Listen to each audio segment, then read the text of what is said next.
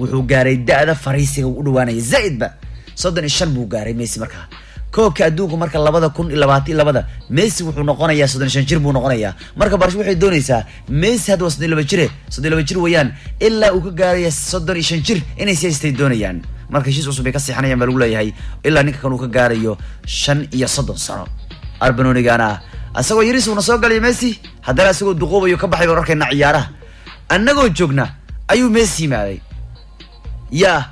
oo uu ciyaaraha ku soo birisay wiil yar la aqoon arkana magacii Messi la yiraahdaa haddana wuu fariisanaya isagoo caana oo la yaqaano dadku ay leeyihiin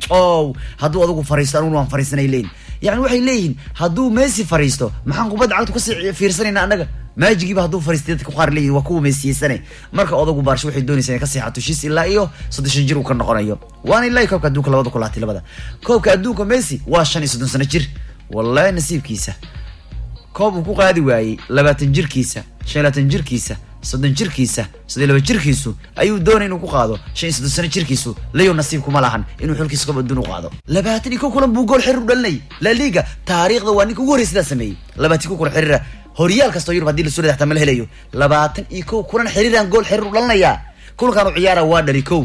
waa dhali kulankii labaad waa dhali kulankii saddexaad kulankii 19aad kulankii 20aad waa dhali kulankii 10aad waa dhali waxaana uu ugu shubay Mallorca la ciyaaray laba ugu dhali Sargoos uu la ciyaaray laba ka dhali Levante uu la ciyaaray laba ka dhali Bilbao uu la ciyaaray laba ka dhali Bas uu la ciyaaray laba ka dhali Atletico Madrid uu la ciyaaray laba ka dhali Valladolid uu la ciyaaray hal uu ka dhali Espanyol hal uu ka dhali Malaga hal buu ka dhali Sociedad hal buu ka dhali Osasuna uu la ciyaaray afar uu ka dhali Valencia uu la ciyaaray hal uu ku fardhiyay Catef uu la ciyaaray hal uu ka dhali Granada uu la ciyaaray laba ugu shubay Sevilla uu la ciyaaray hal uu ka dhali Real uu la ciyaaray hal ugu shubay Deportivo uu ciyaaray hal uu ka dhali Vallecano labo